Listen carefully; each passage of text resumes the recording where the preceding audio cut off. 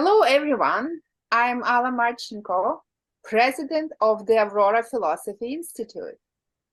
This is the first session in our new series, the Philosophy Discussion Program.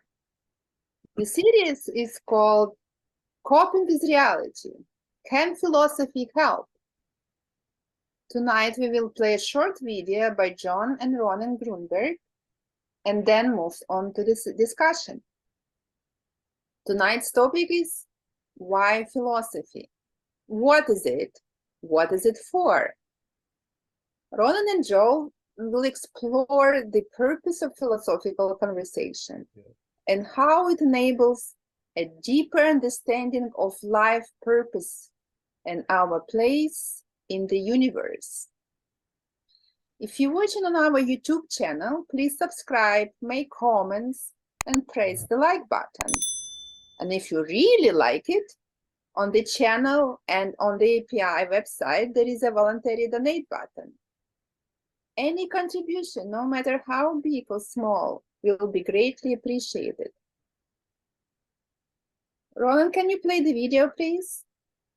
Okay, so I'm going to start playing the video. Now, very important thing, in order for you to see it full screen, you'll need to put your Zoom in speaker view. Otherwise, you'll just see a little window. So you do that by going to the top right-hand corner under view and change it from gallery view to speaker view. So I'll give everybody like 10-15 seconds to do that, and then I will play the video.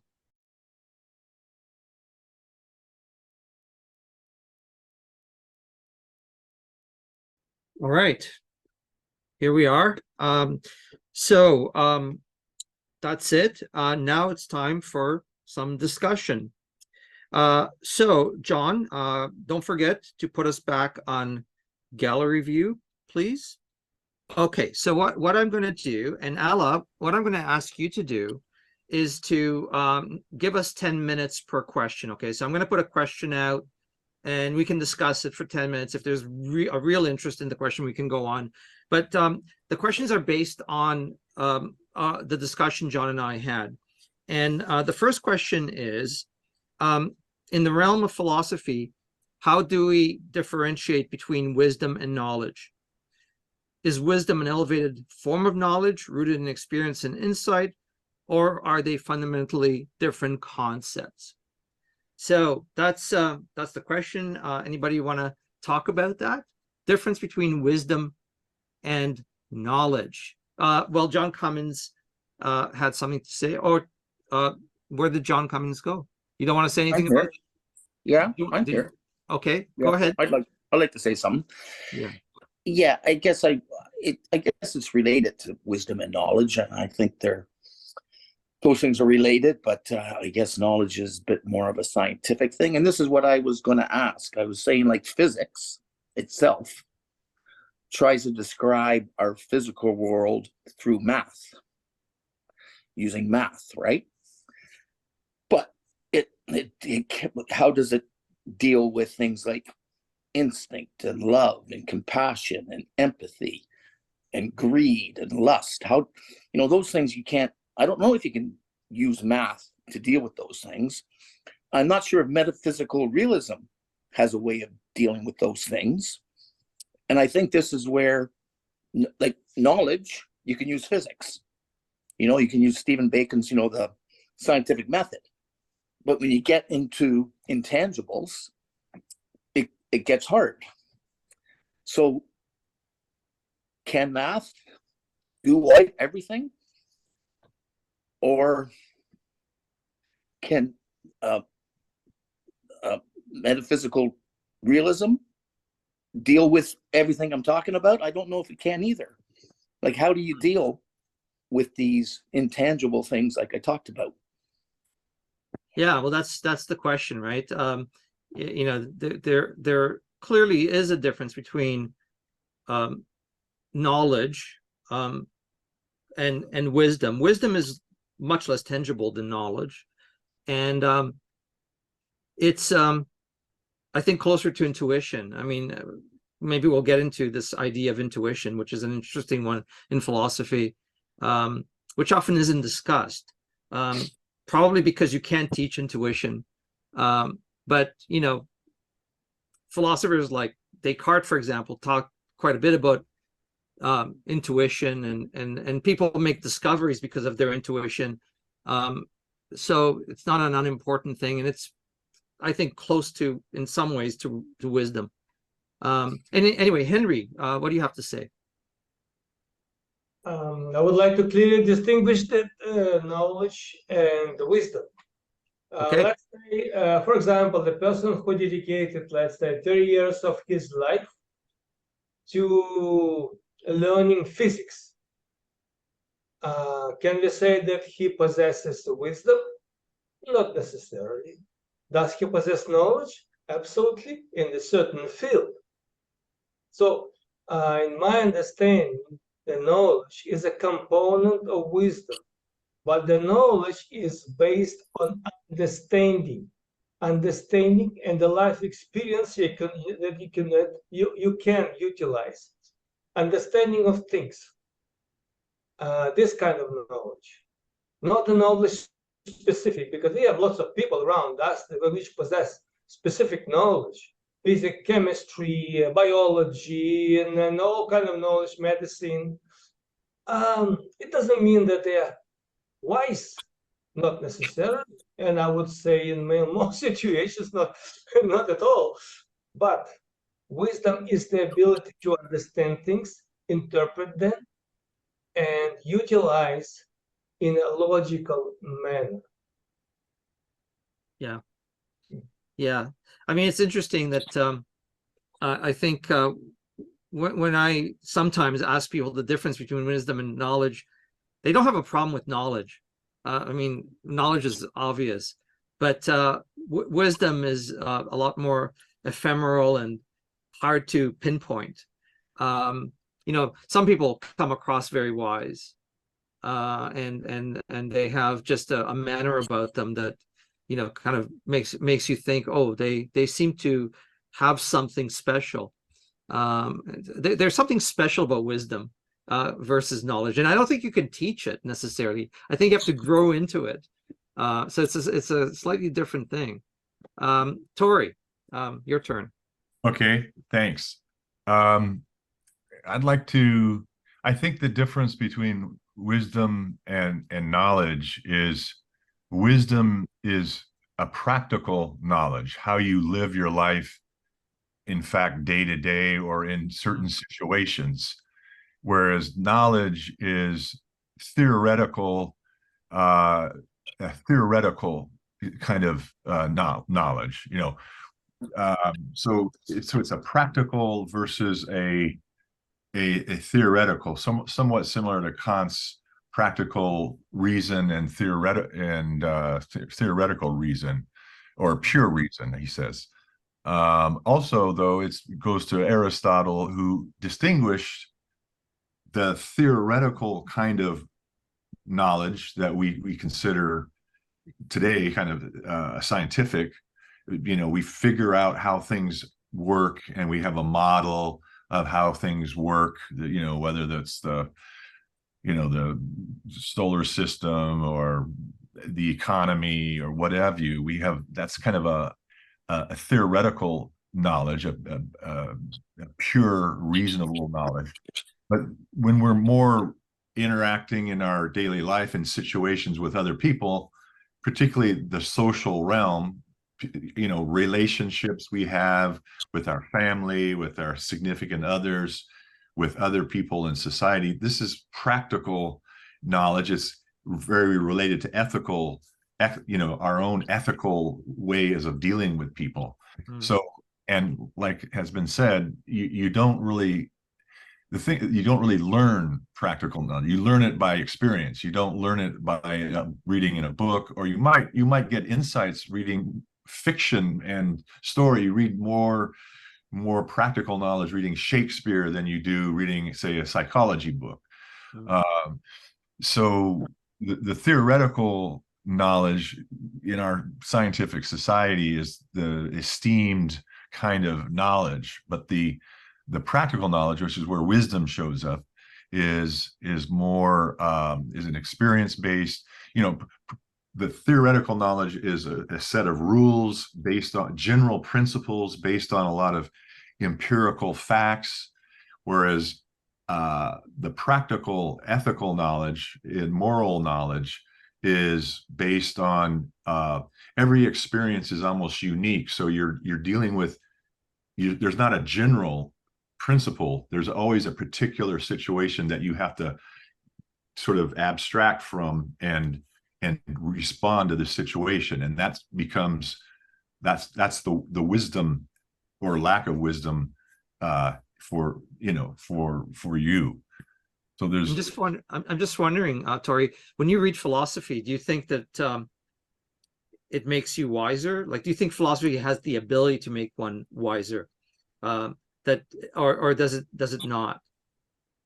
I think it helps you bring to conscious and express awareness some of these questions, but I think the actual becoming wiser comes from the application of some of these distinct philosophical distinctions. Sure. When you're living your life and you're suddenly realizing, oh, this was something I was kind of reading about, and how am I going to choose to deal with this person, or am I doing something that may be not so noble or wise or something, so not just by itself reading philosophy helps you to become more wise, but the application of what you've read and the digestion of it, and in your actual living your life, the practical living of your life. Totally. Yeah, no, I hear you. It makes a lot of sense. John, you had something to say. Yes, I just want to say one thing. Love the questions, by the way. They were all very pertinent. I just want to tell everybody, and the people's response to them I was talking about. Just want to tell everyone that yesterday that you, Ronen, and myself and Alla, we recorded a video for next week. Right, and it wasn't easy to do. I think we started at 10:30 and finished at 8:30 in the evening, was it, or something like that? In short, they were difficult issues that we had to deal with, but it was precisely on this issue of the relationship between philosophy and the special sciences. Philosophy being philosophy, the special sciences being everything else, mathematics, physics, and so forth. So, when John asked that question, in a certain sense is, watch this space, we're going to be doing that next time. And I would just like to mention that Alla's contribution to that, Alla has come up with a thing called the Universal Philosophical System, which is in the form of a flow chart, or a diagram, which tries to link all these things, including the relationship between the spiritual, emotional, and that you might call the more rational. So in short, these are great questions, and more of the same next week on November the 9th. Okay, thanks, John. I think it's Shashir's turn, and then John Cummings, and then Sherman. So Shashir first, then John Cummings. Thank you very much, Ronen. John, very well done video. Good dialogues between the two of you. Thank you. Rumi, the famous poet, said this. He says, yesterday I was clever. I was trying to change the world. Today I am wise. I'm learning to change myself. Yeah. It really hits home the difference between knowledge and wisdom, because wisdom is so much of a broader perspective of anything, which gives you the ability to see your own contradictions. And so many times when you two were in dialogue, you could both see contradictions in the stuff that you are saying. And this is why wisdom creeps in. That's when you realize that there's a big distinction in how we do not become very refined about black and white, because so much of it is gray. And that is so crucial for all of us to be very cognizant of, because there's always two sides to every coin, they say. The next thing I want to mention is the fact that if knowledge is knowing that the tomato is a fruit, wisdom is knowing not to put it in your fruit salad. That's a good one. I like that. That's fun. That's fun. I think it's these kind of realities that bring to mind what the difference between knowledge and wisdom is. And it's so crucial that we don't forget that always look at things from both sides, always look at the gray side instead of being very defined about what you feel is right and what you feel is wrong. Yeah. Actually, that's kind of speaks to what Tori was saying, that, you know not to put your tomato in a fruit salad because it's experience. You just know it's not going to work. So that, I think that's Tori's kind of take on it. Anyway, John Cummins, go ahead. Ronen, I just remind you that's two Yeah. questions are last for this question, and then we go Yeah. to the next one. Great. Thanks, Alla. John Cummins? Yeah, I guess I want to get back to, like, you guys were really focusing on thinking straight, thinking rationally, thinking reasonably. And I guess if you give too much weight to this, maybe you may throw out the baby with the bathwater. I always, when I went to Washington, I was very anti-American. I was much less anti-American after I went to all the sites in the States, in Washington, and mainly around the founding fathers. And they seem to try to blend instinct with reason. And on the Commerce Building, they had this wild stallion kind of wrestling with Apollo, which represented reason, and the stallion represented our will, our ambition, and to try to come to a balance, maybe eventually where reason is riding the stallion. And you need that will, you need that energy that we all have, for the grass to grow, that energy there. And I guess if I worry that thinking straight, thinking rationally, thinking reasonably can be overdone. Communism was like that. They were trying to come up with a formula, an economic formula that didn't work. We might be in an inflection point right now with this hyper capitalism and globalism, where capitalism is no longer distributing the goods and services like it used to, and it's concentrating the wealth, and that where reason is dominating things and logic. So I don't know if metaphysical realism is a solution to that. Yeah. Does it rely too much on reason? Yeah, I think it does. Actually, I think it does. John, I have a question related to that. The next question is related to that. So we're gonna have a bit more conversation on that. So yeah, hold on to some of these thoughts, because I've got a question around that coming up. Sherman, your turn.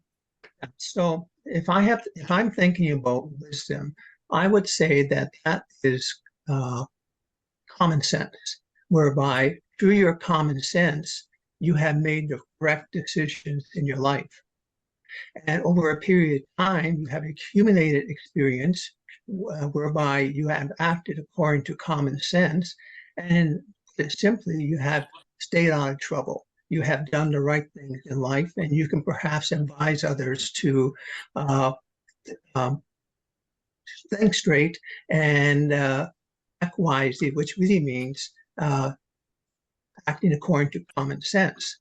I would say, though, that knowledge and common sense should be combined, because the problem with common sense, nevertheless, is that could be skewed by one's bias in life.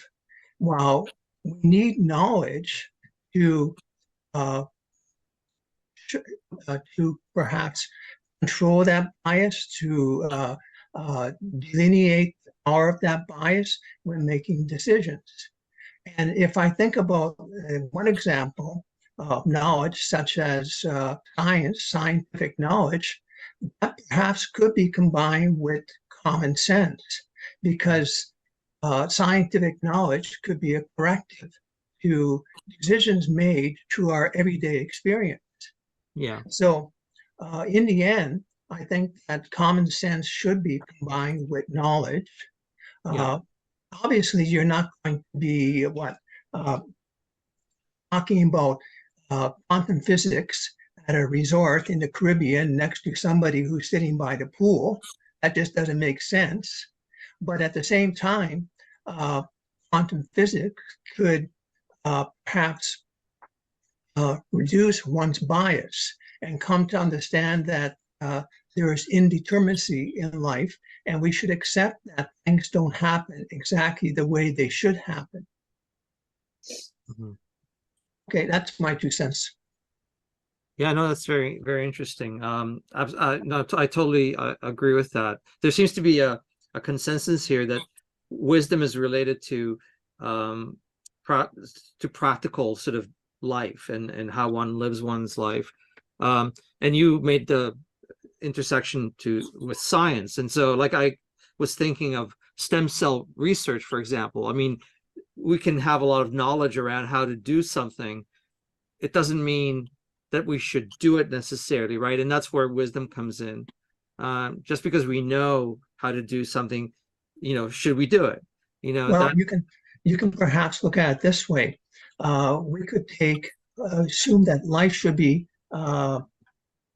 taken as a form of expediency, which act through instrumental knowledge, where all things have to be practical, efficient.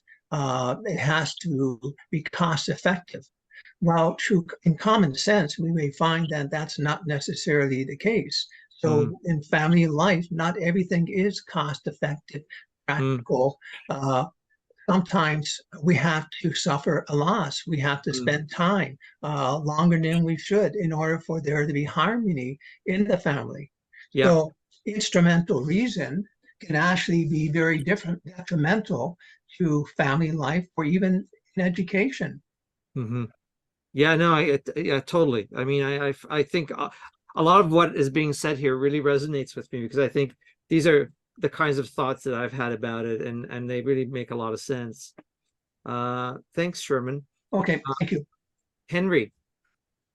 And then we'll go on, after Henry, we'll go on to the next question. And so, Randy, you'll get to answer the next question, which I think you'll like. So, real quick, I just want to mention the famous citation of Socrates that many people know, but not too many people understand, who says, "I know that I know nothing." Right. This is kind of, it shows the connection between knowledge. Yeah. Yeah. I mean, it is a wise thing to know what you don't know. Yeah. When Socrates was called the wisest philosopher in Athens, or whatever, he was called, he said, "Really?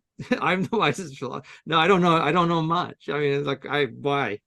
That doesn't make sense to me. I mean, people who are wise are often people who are very, they have an awareness of what they don't know. And that's really important to wisdom. And the most important is that people don't really know what they don't know. Well, actually, not knowing what you don't know is actually an interesting point that you make, Henry. Like, you have to know what you don't know, and sometimes it's hard to know what you don't know. So that's a part of I think the discovery and growing and becoming a better person. And it's not easy. It's not an easy thing to do. But Ronen, probably it brings us to the point of wisdom. Not knowing what you don't know, it's a sign of wisdom. Sure. Yeah, no, for sure. For sure. Like, all of these things are great. Let me go on to the next question, because time is moving quickly.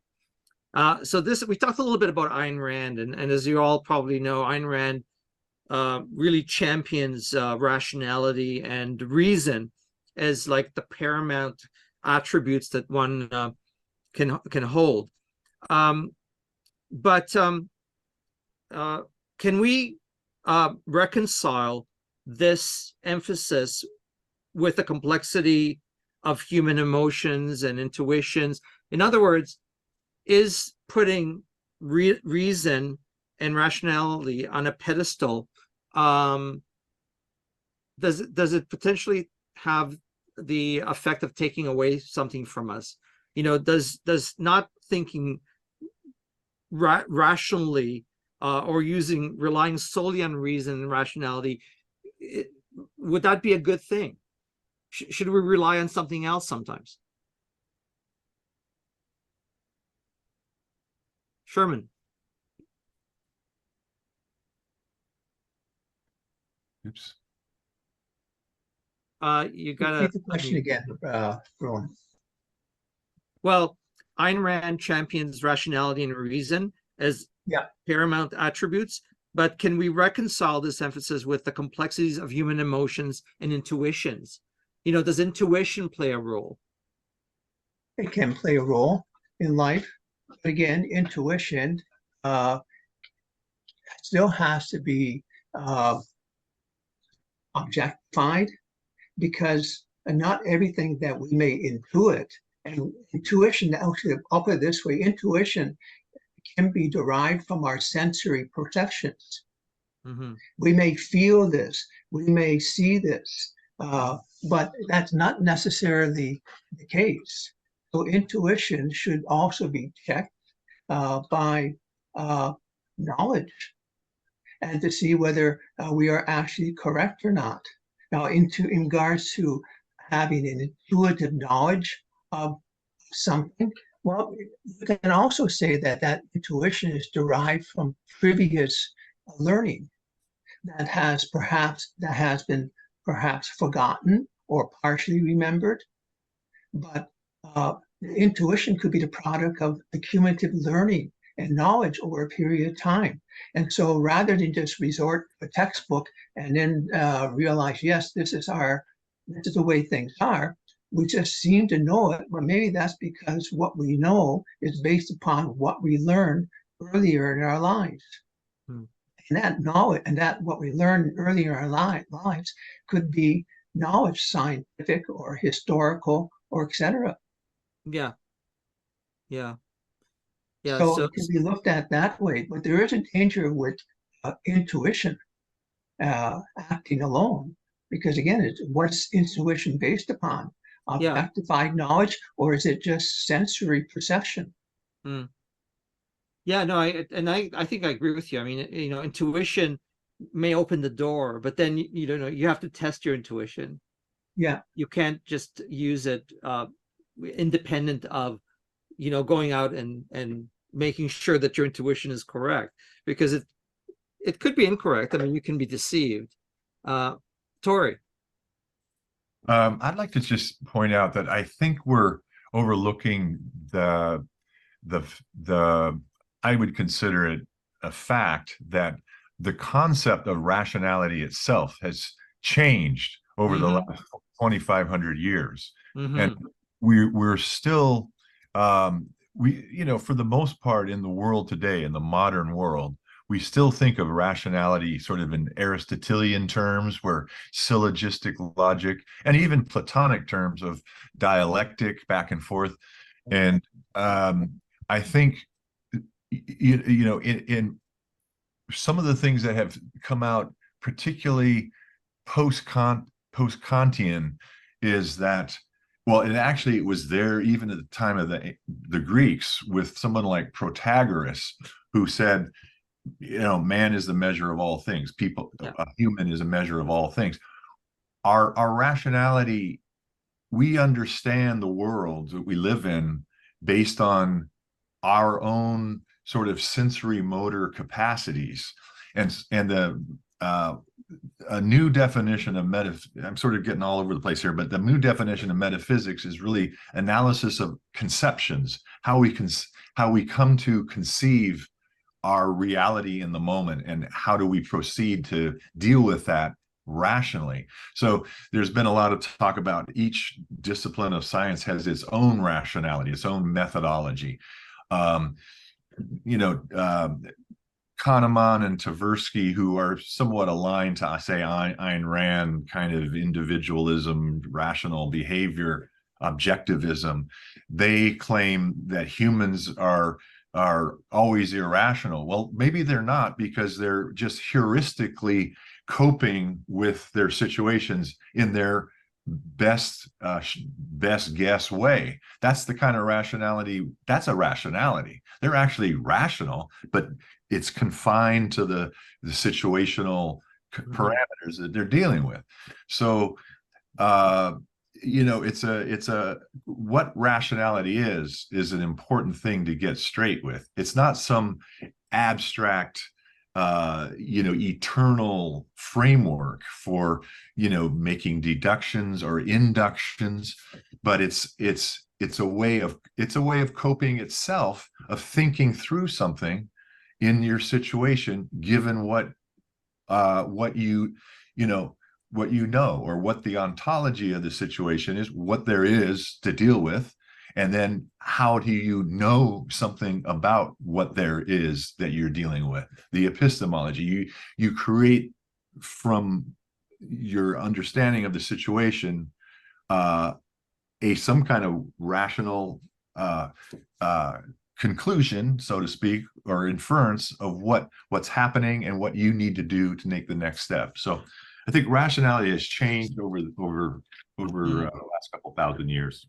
My knowledge of Ayn Rand is very limited, but do you think that Ayn Rand has like the ancient notion of rationality, or do you think it's more like what you're talking about, like her perspective? If you know, I don't know if you know enough about Ayn Rand, but I do. I read her. I loved Ayn Rand when I was 18 years old. Yeah. And that's another thing, by the way. The human being develops in their wisdom and what's valuable to them over time. I mean, what you thought was a great philosophy at age 20, at age 60, it doesn't matter to you anymore. Other things are more important. There's a different ontology that's important to you, that you make your ideas about how to live from. So I think Ayn Rand errs on the idea that the individual is the source of all knowledge and wisdom, when in fact there's social relationships and the social conditioning we get that gives you your current day understanding of philosophy and rationality. You can take positions within that social construct, but there's a lot more social influence on thinking than, I say, Ayn Rand and the neoliberals would otherwise want to. Thank you, Tori. That's great. Thank you, Sherman, and then Shashir, and then we'll go to another question. To build on what Tori stated, in terms of how rationality may have changed over the last few thousand years, I could say, or perhaps we could say, that rationality is a response to superstitions. And where we would, for example, my grandfather, when he would see certain clouds in the sky, he would throw an axe out the front window. And the point of that was to deter bad weather. Well, is that what we do? When we see dark clouds, we throw axes out the window or out the door, and this way we have a sunny day the next day. So that's not reasonable. That's not rational. That's actually dangerous too. You might kill somebody. But I think that perhaps 1,000 years ago, even 500 years ago, perhaps even 100, people were responding to superstitions that were not based upon science. And so rationality or reason could have developed as in a response to superstitions. Okay, that's my 2 cents or 3 cents. But it's interesting. I was thinking, Sherman, that people are still very, very superstitious. Yeah, very superstitious. It's not uncommon to see people making decisions based on like what I would consider to be irrational ideas. you know, kind of supernatural sort of things. And, you know, it's Well, people maybe it's would part of still- who we are, you know, as human beings. Well, here's another example. Should I live my life according to a horoscope or not? Right. And so, personally, I would think twice before reading a horoscope in the Toronto Star or anywhere else before I make a decision in life.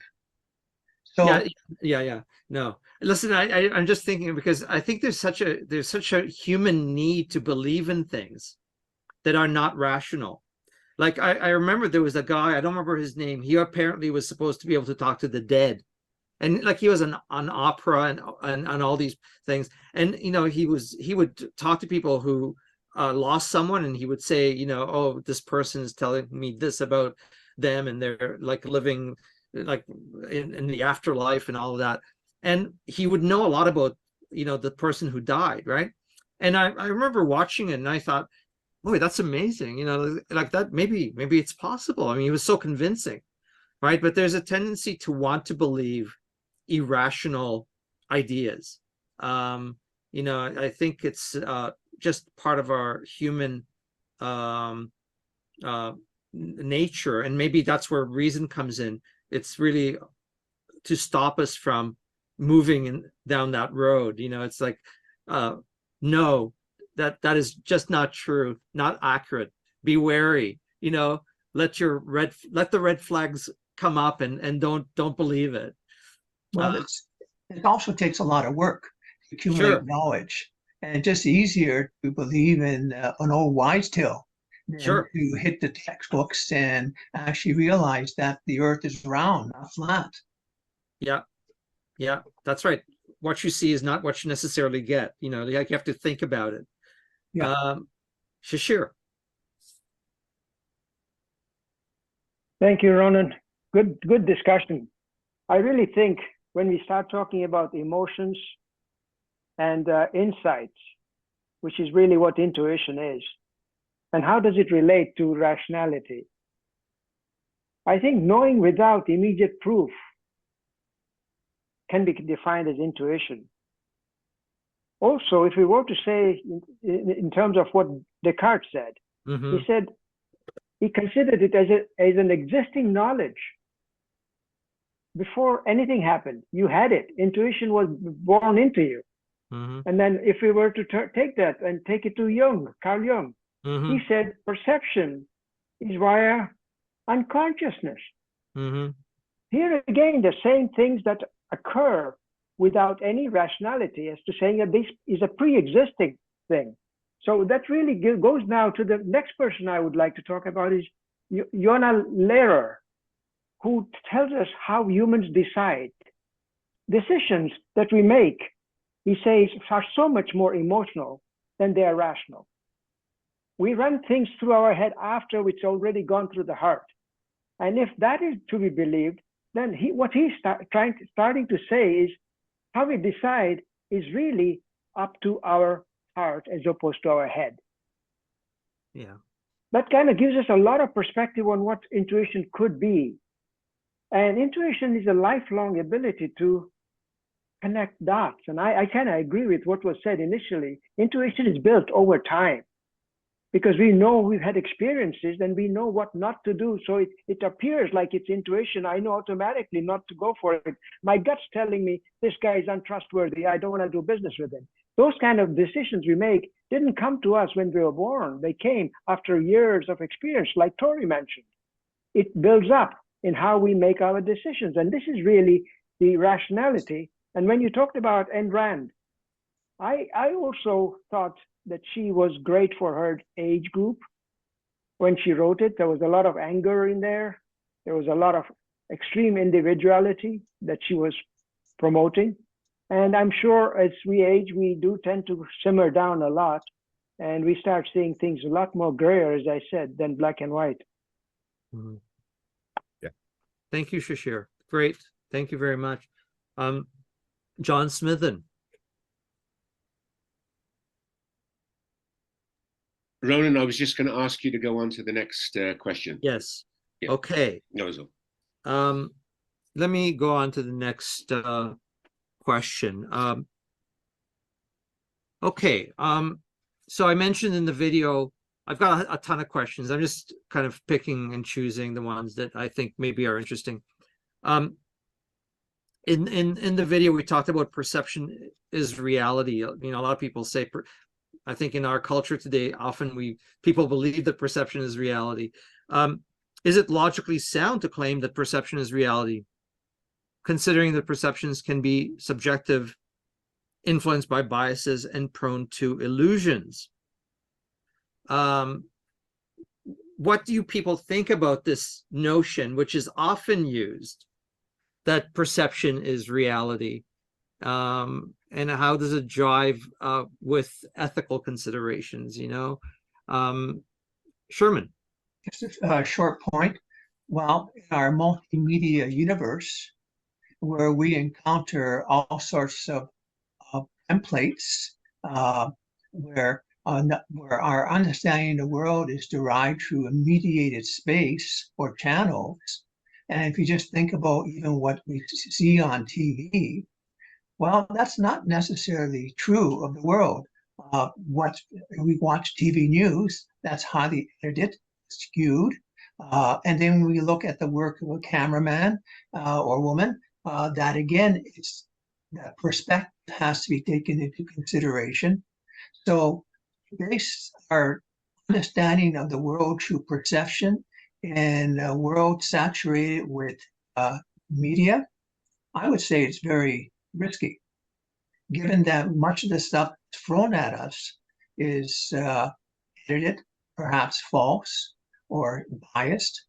Mm-hmm. So act just by perception, I would say, is dangerous. I would go with Bernard Lonergan that you have to double check everything that you hear and see. Essentially, check footnotes. See if the book actually has footnotes and a bibliography before deciding whether what this person wrote is correct. Yeah, you kind of are taking it into media and social media. You know, so people have talked about how we are living in an echo chamber world, you know, so that makes verification and fact checking all that much more difficult, because, you know, it's so easy to find stuff out there that will confirm your most your craziest perceptions or ideas. You know, so, you know, the echo chamber reality that we live in is actually I think anathema. I mean, it's dangerous, and it's part of just the social media and how it works. It's how the algorithms of social media actually give us information. They want to confirm our worst beliefs, you know, and they prop them up for us. So it's really hard sometimes to go out and find what the truth is. You know, whatever perceptions we have are confirmed and amplified by the media that we look at. It might just be a good idea just to shut off the TV set and just pick up a good book that's properly referenced, has a good bibliography, that's highly rated, and just base one's knowledge from that rather than TV news or so. Yeah, but that's hard. I mean, I'm talking in general, and maybe even for us sometimes, you know, it's like, it's very easy to get sucked into the easy stuff, and media is easy. It's easy to consume. And, you know, reading Kant's Critique of Pure Reason, which may give you a lot of stuff and insight and so on. That's a much harder endeavor. So yeah, it's just harder. Anyway, Henry. I would say that perception as reality is, in my opinion, is absolutely ridiculous statement. With the same success, we can say illusion is reality, or delusion, if you will. So we tend to make perception assumptions based on our senses and based on our conditioning in many situations. Since we are prone to get conditioned by different sources, including social media, mass media, and whatever. Well, I can go on and on. This is the root of our perception. Does it make sense? Not much. Most of the situations, not really. Not really.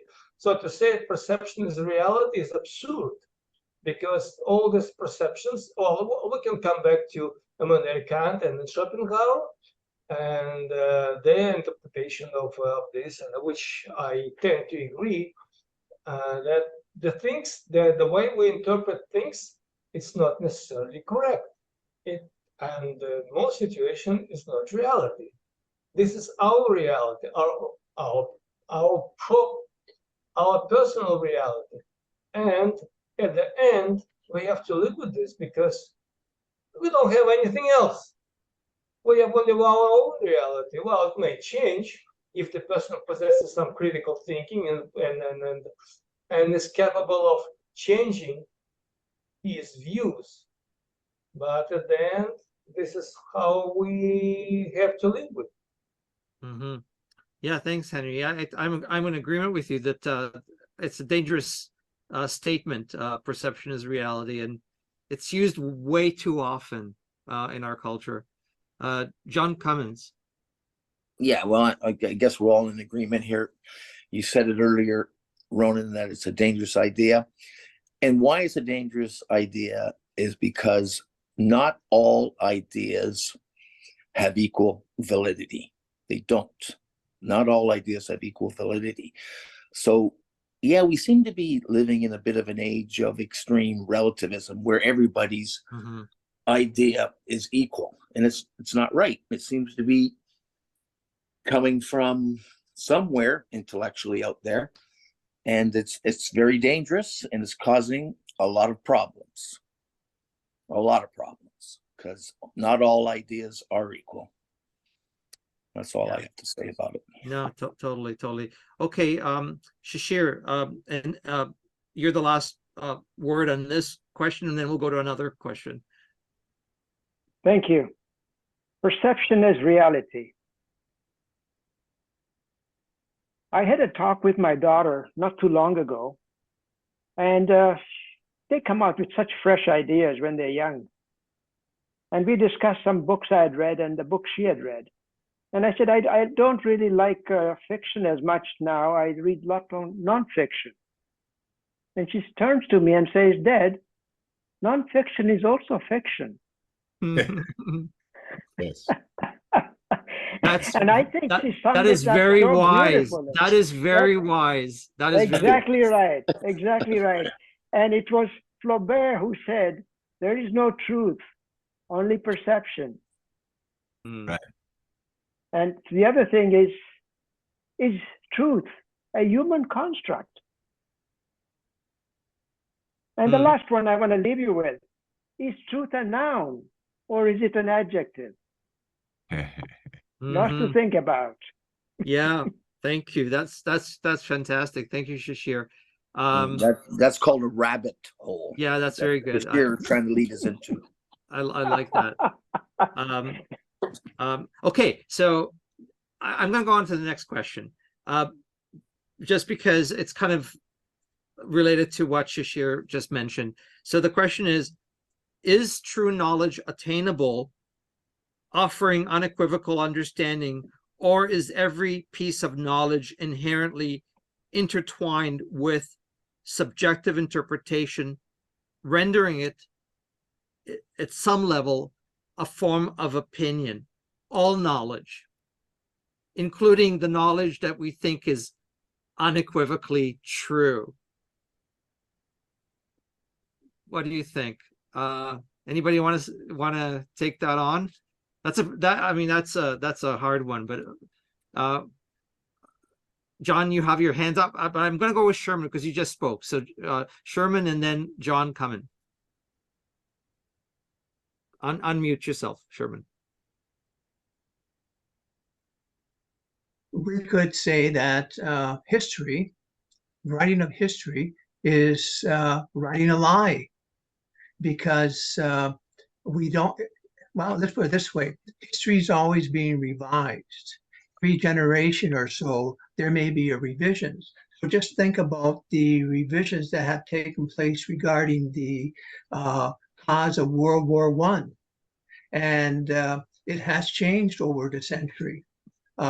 Germany has become less of the a cause of the war, and other countries have been it's been taken that other countries have played a greater role in the cause of World War I. So history is difficult to put together. A well-written history is perhaps better, but does that historical recollection of the past actually represent what really went on? That's a question that's hard to understand. Yeah, I mean, you're talking about history, but I would even say that science is continually revised. Yeah. But with science, though, yes, but if I'm dealing with, let's say, my everyday life, maybe Newtonian physics is still fine. But when I hold something in my hands and drop it, well, that's going to fall just like the apple from the tree. But if I'm trying to think about perspectives or incontinuities, well, Newton doesn't work. I have to go with Einstein or the Right. others. Right. So, but it's history, though. You're not going to read a history that's written right after World War One to give you an understanding of what caused World War One. You would need perspective over a period of years, and you also would need a fair bit of that hidden documentary evidence that's left in someone's desk drawer or so. And then you will have a better idea of what went on at that time period. You can still use old science, but I'm not sure whether you can use an old history book. Yeah. Yeah, no, I hear you. Even with science, I think the tendency now is I mean, a lot of people just assume that science gives us an absolute truth. And I've thought about that. I don't know what the answer is. I just don't know that it does. Science does get revised. It changes over time. New theories overtake old theories. Yes, Newtonian physics works, but we know that it's not like the way that the universe actually is. I mean, it's more complicated than that. It works because we can use it, but is that the way reality actually is? Probably not. Do Einstein's theories mirror reality? I mean, I don't know. There's a definite problem between, Einstein's general theory of relativity and quantum physics. I mean, they don't jive very well with one another. So, I mean, they're all to some extent potentially forms of fiction, but they work. They work. The Ptolemaic system worked too, in trying to figure out planetary positions and all that, or the stars, I mean. So, it's just because things work, it doesn't mean that they're necessarily true, or they give us absolute knowledge. Okay, John Cummins, John Smithin, Tori, and then Will, and then we'll move on to another question, and we'll be getting pretty close to the end, actually. So, John Cummins, you're next. You got to unmute yourself, John. That's one thing I know for sure. Yeah, okay. I guess I didn't take my hand down, but I will make a comment there. Okay. No, obviously, physics or math can describe aspects of our physical world, truthfully, but not everything. We can't do the alpha omega on it, and it probably never will be able to, especially when it comes to emotions and instinct and ideas like empathy and that. Math is, I can't see how math can deal with that. So no, there's limitations, and there always will be, I believe.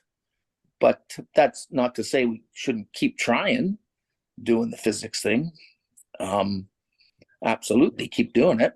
But to expect that it's going to give us the truth of everything, no, it can't, because there's so much intangible stuff that makes up a human life that can't be dealt with math, not that I can see. So that's my point. And I'm going to take my hand down. I didn't know. I got to lower my hand. Okay. That's I'm okay. done. Thanks, Yeah. John. Okay. That's really good. We'll go to John number 2. Actually, John number 1, to be more Oh, honest. sorry. Yeah. Okay. You know, I just want to correct Okay. you on that I'll go particular. to John, the number 1 John. Okay. Yeah. That's another one way to put it. Yeah, I'm not going to try to answer, you know, that difficult question that you're dealing with now. Tori will be able to do it, I'm sure, and he's going to come up next. But I do want to point out that in the last few questions of the first session, all of the second question, and now again these questions, we're going to be coming back to them in this course that we're having. The third thing is going to, which is also in November this month, is going to be on quote realism, you know, which actually will get into these things, you know, to do with perception, and you know, it's all part of it. And this is a big if. I think if we can sort out the technical issues, which we may or might not be able to do, Tori will join us on that one. And I'd also like to point out that Sherman in the past has given a number of really interesting talks to this group, which are also up on the YouTube channel, roughly speaking on what I would call critical realism. For example, Sherman, your work on Bernard Lonergan, right? So again, these same issues that you were addressing today, about intuition and so on and so forth, you know, come up there. So the fourth program in this series is going to be on quote critical realism. So once again, more of the same. I think we're perhaps asking the right questions, if not answering them. Put it that way. Thanks everyone. On to you, Tori. Yeah. Thanks, John. Tori. Okay. I just want to point out that the difference between natural science and history and the knowledge thereof, and you might say the epistemology, the two different epistemologies. So history, or let's start at not natural science, you know, physics, chemistry, is trying to seek general laws about the way certain natural phenomena occur. And once you have those general laws of nature figured out, you can start predicting what will happen in the future. You'll start seeing, you know, where the planets will line up. History is looking backwards. It's not about being able to predict or look forward, but it's actually looking backwards and seeing if there's trying to understand the causality for those events that have happened.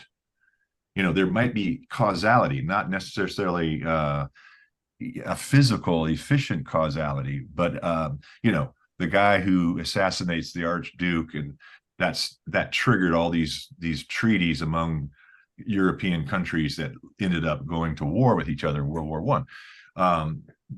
You know, the historical knowledge is understanding sort of the causality of how whatever occurred in history came about.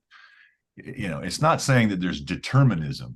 It's just sorting out those things. And history, like we've been saying, has always been revised. You know, they thought World War I was the war to end all wars, and then World War II broke out. So scratch that hypothesis, right? And you can now we're on to a different thing. One of the key points I think about, so fiction, which is another way of saying interpretation, you know, there's multiple ways of interpreting history, whereas natural laws, there's no leeway for whatever constrained phenomena you're looking at. and so there's always an interpretive component which changes over time. And now we have, intellectual history, which is how sort of collective perceptions have changed over time, and how new ideas came about. Freudian, psychology suddenly emerges, and that kind of thing. So, perception is reality. But the important thing to remember is there's that time component. We often think about it, particularly in science, we think there's knowledge is a sort of a static, eternal thing, or we develop knowledge through, there's this all encompassing epistemology that, maybe someday we'll be totally omniscient of, sort of in the sense that Hegel thought at some point absolute spirit will understand itself, whatever that meant. But really, it's a dynamic, we're always in time, and time is always going to change whatever knowledge we have. So we're constantly in this fantasy fictional world of what reality is.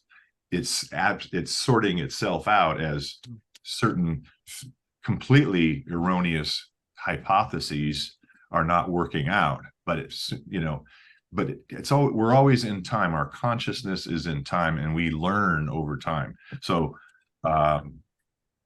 there's a change in what we understand to be real over time. Yeah, it's like in science, we know things, but the whole point of science is to try to falsify what we know, because it's by falsifying things that we actually will come to know what reality is more clearly. But even in science, I mean, there are strict methodologies that need to be followed in order to actually accumulate knowledge. And if the methodologies lead you to a dead end or to something that is like an anomaly, you have to take that into account. And that's, I guess, how knowledge evolves over time. It's an evolution. Right. Yeah. It's very, very interesting stuff. Thank you, Tori. Henry, and then we'll go on to the next question after Henry. Unmute yourself.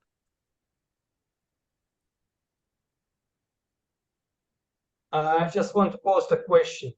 How do we know that what we know is correct?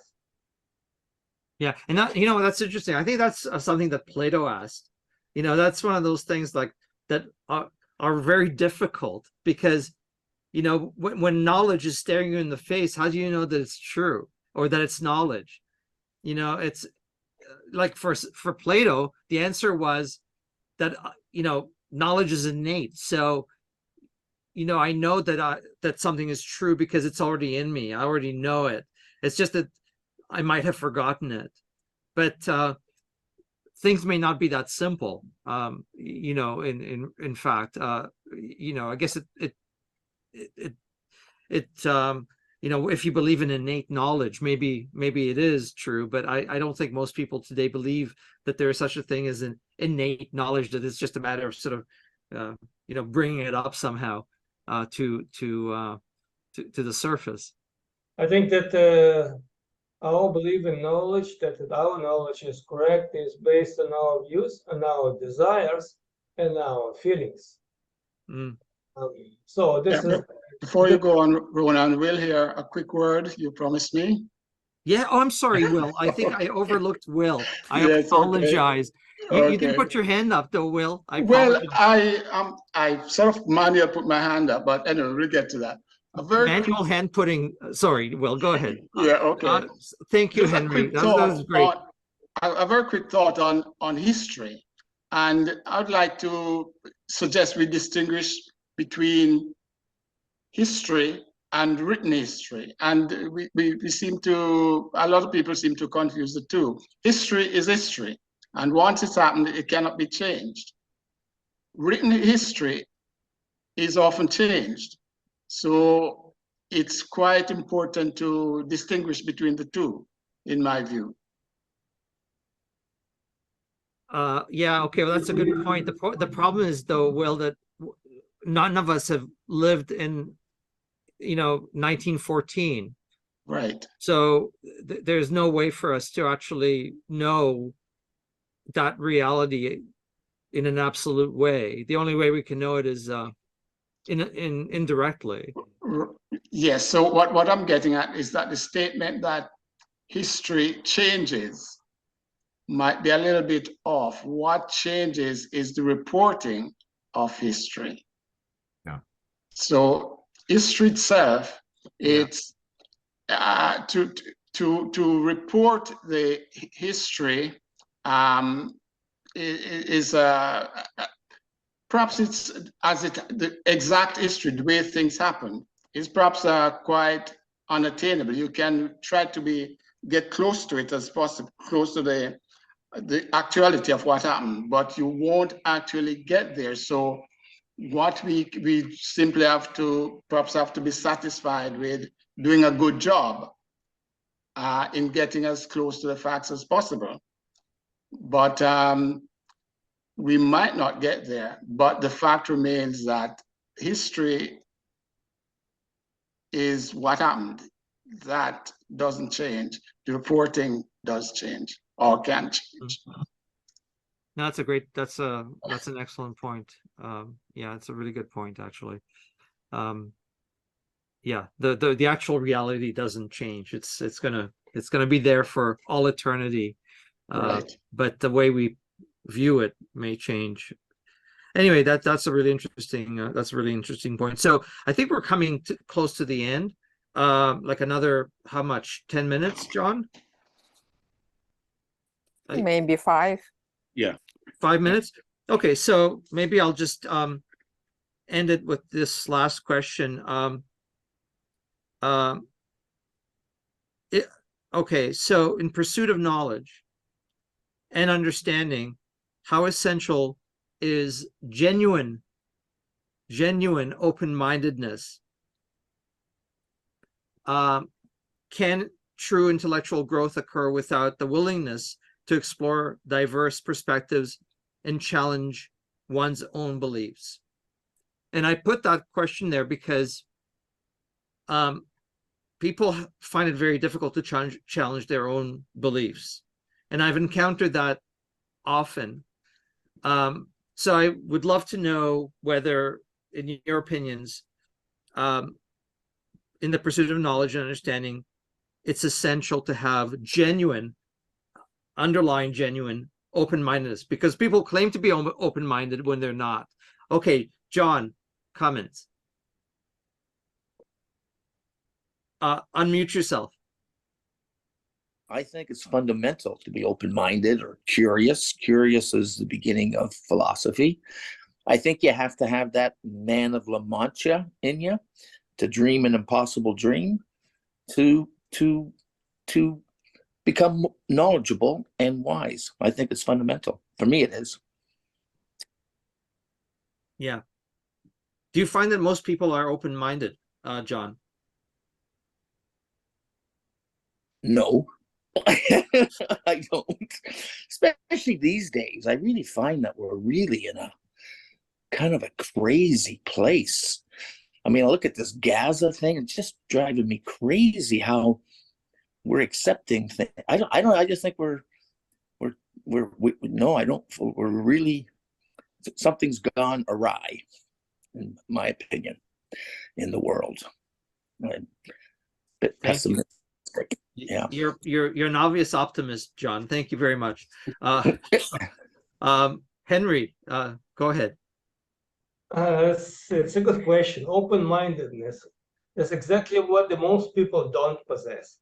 And I believe it's the totally opposite to stagnation, because open-mindedness is an engine that drives the civilization, it drives the science, it drives the development of the human being. If it doesn't take place, the end is impasse. So it's just my 2 cents. Yeah. No, listen, I'm with you. I mean, I'm open-minded to every idea. I think that's my problem. Like, you know, I'm so easily persuaded. If somebody comes to me and says, this is true, I say, oh yeah, that makes sense to me. And then somebody comes and says the opposite, oh, that makes sense to me too. So, you know, being open-minded is really important, but, you know, does there come a time when one has to be closed-minded, when someone has to just take a position on something and say, that's just the way it is? And how do you kind of maybe find a middle ground? Like you Yeah, take but a position. that's not being closed-minded, making Well, a decision. But yeah, you can be too open-minded. Like that's me. Every couch I sit on, philosophical couch I sit on, I agree with, right? Yeah. And it tastes like the truth, and I start walking with it. Yeah. But I do it too much. I do that too much too, and it's a problem being too. Yeah, you can be too open-minded. I think you can, where you get to the point where you don't make a decision. Yeah, at the end of the day, you got to write your own book. You got to write a book, and you got to kind of make some decisions on things. Yeah. That doesn't mean it's completely closed, but you got to choose. Yeah. Thanks, John. Henry, and then Shashir. Okay. No, Henry first. Go ahead. No, I just wanted to comment on what you said, that open-mindedness doesn't mean you accept other ideas unless they have a strong logical foundation. Yeah, or yeah. empirical foundation. You're open-mindedness, you're willing to listen and trying to understand the ideas, but acceptance not necessarily the case here, because it should be well-founded. Yes. Right? It can be wise, it can be totally stupid. So, yeah. And I think I was meaning that when I accept an idea, it's usually based on an argument that's been made that's very convincing to me. And yeah, so, and I accept it because of that. But somebody comes along and gives me an argument for an opposite position, it sounds convincing to me too. But I guess that one has to evaluate the arguments. But I think that's really important. That it sounds convincing, and then you have something to think about, and then evaluate both and see. Oh, that's a food for thought. That's wonderful. Yeah, and sometimes they're both right in some ways. I mean, you know, both ideas can be true, you know, in their own way. Then we come to the relativity of truth, which is that's a big one, Henry. Yeah. Shashir, you're going to be the last person. Last but not least, you got to unmute. I'd like to finish off with a little story. A scholar, double PhD, psychology, philosophy, you name it, hears about this Zen master. Says, what does he know that I don't know? He says, I'll go visit him. So he does. And right away, he barrages this Zen master. What have you done? What studies have you done? Have you done philosophy? Have you done history? The Zen master says, would you like some tea? Sure, bring it on. Bring some tea. So he gives him a cup of tea, and the Zen master starts pouring the tea in the cup until it spills and keeps spilling. Are you mad? Can you not see it's overfilling?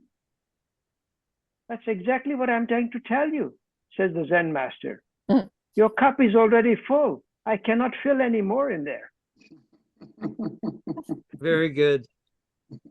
Thank you. That's excellent. An excellent way to finish. So anyway, thanks guys for a great discussion. Alla, I'll pass it on to you. Oh, thanks, Ronen. Thank John. Yes. Jonan, yes, thank you. That's very good, Alla. I think you have a good... I like Jonan, yeah. I slipped into psychology, yeah. Freudian slip, I don't know what that is. Something. I spent whole day yesterday with John and Ronen. Yeah, she called me Jonan yesterday too. So it's a given, so I'm sorry, I don't... yeah, and it's unconscious, but thank you to John, thank you to Ronen, and thank to everyone for having this discussion. I don't know what I enjoyed more, the presentation and discussion, and it's such fundamental points that really opened my mind.